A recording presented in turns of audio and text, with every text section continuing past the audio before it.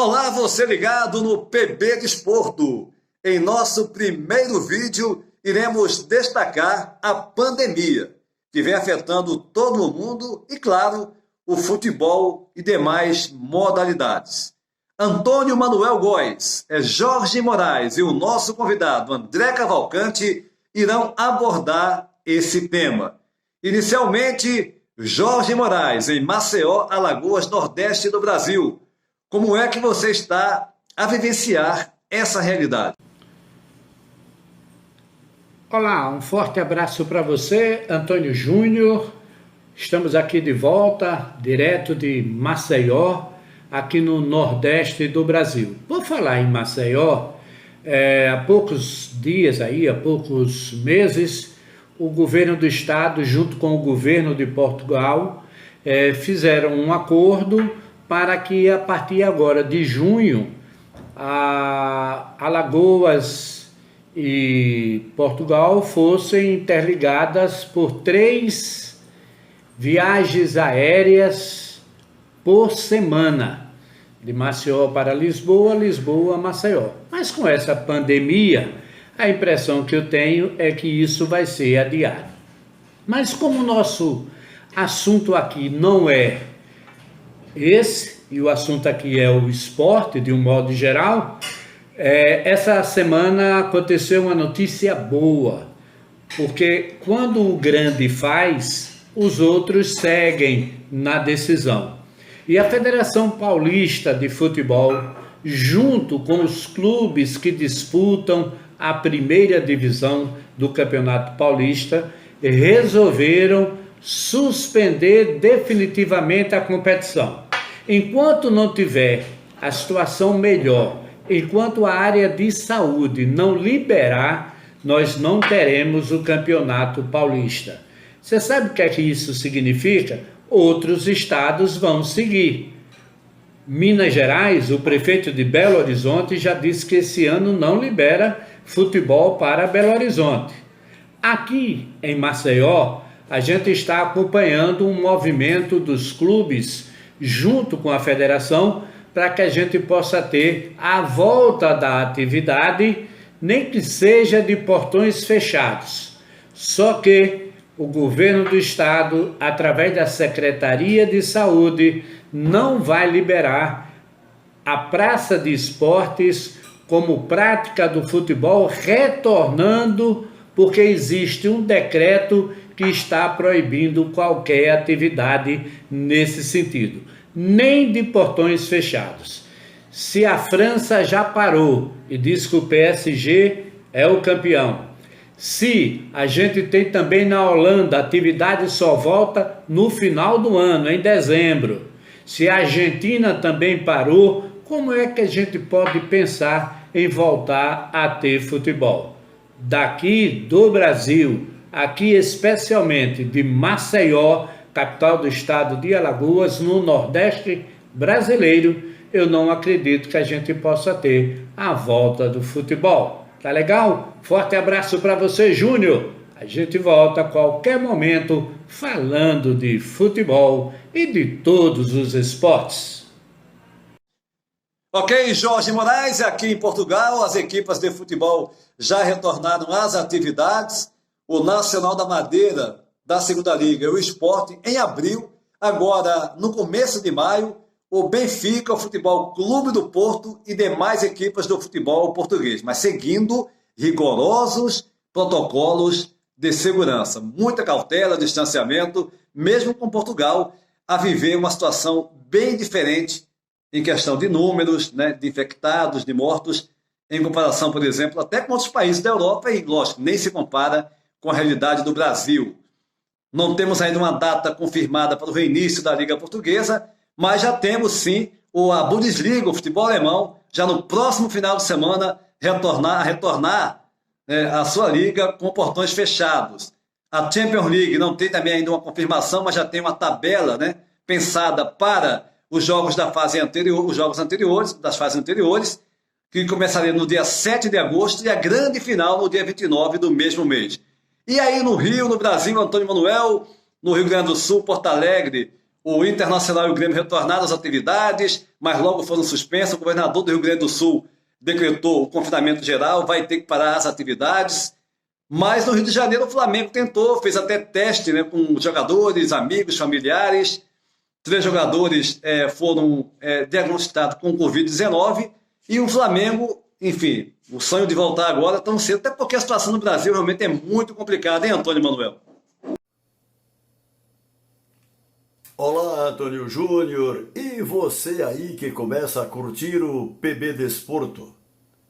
Vou na linha de meu amigo e companheiro Jorge Moraes, respeitado analista do futebol em Maceió e presidente da ACEA, Associação dos Cronistas Esportivos de Alagoas. Até o relvado, como dizem aí em Portugal, ou o gramado, como chamamos por cá, embora, digamos, masoquisticamente apaixonado pelo cotidiano pisoteio das chuteiras, reconhece que esta quarentena impeditiva de treinamentos e jogos é a única forma de enfrentar o flagelo do coronavírus no planeta, responsável até aqui por centenas de milhares de mortes, sem respeitar classes sociais ou poder econômico. No Brasil, na contramão do confinamento, agora já em nível radical, decretado por governadores e prefeitos, país afora, temos outra pandemia a contaminar alguns cartolas oportunistas, felizmente não majoritários. Uma pandemia de natureza abjetamente política, o Bolsonavírus, originário do laboratório instalado no Palácio do Planalto, a infectar entidades e clubes que admitem de forma igualmente criminosa a antecipação da retomada das atividades esportivas. E citam protocolos ditados pela emergência sanitária como se essas medidas fossem concretamente profiláticas no enfrentamento da peste que nos assola. Aqui no Rio, o obscuro presidente da Federação Estadual de Futebol, Rubens Lopes, antigo parça do nada saudoso Eurico Miranda, diz que não abre mão da sequência da Taça Rio e finalização do Campeonato Carioca, que o bom senso manda seja considerado concluído, claro, onde parou, apenas com o título ocasional do Flamengo na Taça Guanabara. E ponto final. Ocorre que gestor de um campeonato deficitário, ainda chamado por diletantes da mídia local de o mais charmoso do país, na real, uma deplorável fake, com sua federação dependente da parte do leão que arrecada nos clássicos entre os grandes, Flamengo, Vasco, Fluminense e Botafogo, que, aliás, pouco ou nada levam da bilheteria nesses jogos. Rubens Lopes tem alguns adesistas recalcitrantes em outros estados. Serão todos, sem exceção, derrotados em sua intenção irresponsável de previsão da volta aos jogos, até com preço de vidas preciosas nos domínios das entidades e clubes, como acaba de ocorrer no poderoso Flamengo, onde o veterano massagista Jorginho, 40 anos de batente, perdeu a luta contra a insidiosa Covid-19, sem falar nos anônimos torcedores que diariamente elevam a estatística de óbitos da pandemia. Importante ressaltar que os jogadores do elenco principal do Flamengo, clube que contabiliza ainda mais 8 funcionários infectados, decidiram chutar o balde, rechaçando liminarmente a volta dos treinamentos em curto prazo, como defendiam o presidente Landim e seu vice de Relações Externas, o BAP, com voto contrário e preponderante de Marcos Braz, o homem forte do futebol rubro-negro. O próprio treinador Jorge Jesus, chegado na última sexta-feira, dia 1º, está retomando o caminho de volta a Portugal, até que a tormenta seja aplacada. E faz bem. Até porque aí na terrinha, Antônio Júnior, como vocês vivenciam, tem sido outra realidade, com a decretação do estado de emergência desde meados de março, aliada a extremas medidas restritivas que já possibilitam o retorno de algumas atividades. Mesmo assim, sob total monitoramento das autoridades sanitárias. Não é isso mesmo? Um abraço e continue em casa, como eu, um velhote do grupo de risco, porque, afinal, a vida é bela. Tô certo, Antônio Júnior? Ok, Antônio Manuel, e ainda no Rio de Janeiro, o nosso convidado, André Cavalcante, que é preparador físico do futebol, da base do futebol feminino do Flamengo. André, fala um pouquinho também de como vocês estão a lidar com essa situação, André. Olha, André Cavalcante, preparador físico do futebol feminino de base do Flamengo. Nesse momento de quarentena, todos nós aguardando, né, a resposta do governo, do próprio clube, a gente retornar ao trabalho, uma questão política e ao mesmo tempo de saúde, né? Então a gente está aí aguardando a determinação dos poderes para que possamos voltar o quanto antes aquilo que a gente gosta de fazer, que é trabalhar com futebol, né? Eu acho difícil nesse momento um retorno imediato, tendo em vista aí que a pandemia ainda se alastra.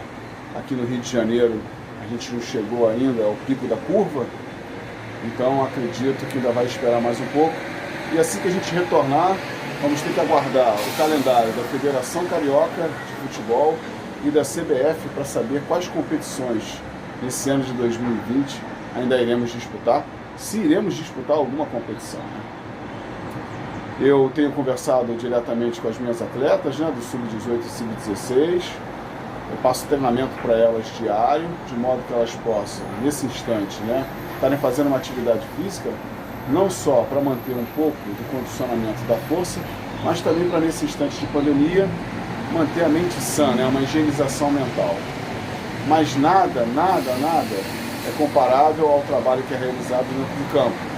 Então, quando a gente retornar, vai ser necessário todo um trabalho de base, todo um trabalho de coordenação, de adaptação neuromuscular novamente, e aí sim a gente começa com um trabalho de força, volta para a academia gradativamente, para evitar que essas lesões que possam ser feitas, né, durante essa pré-temporada possam prejudicar o trabalho do restante do ano. Então, um trabalho muito bem dimensionado, individualmente de cada atleta. O futebol feminino tem essa particularidade, né, diferente do futebol de homem. É necessária a avaliação de cada atleta individualmente para que a gente possa prescrever uma planilha de treinamento.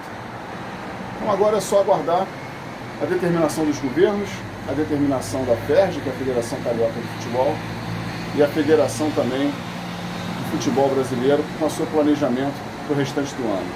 É isso aí, pessoal. Não tem jeito. Você que está me escutando, fique em casa.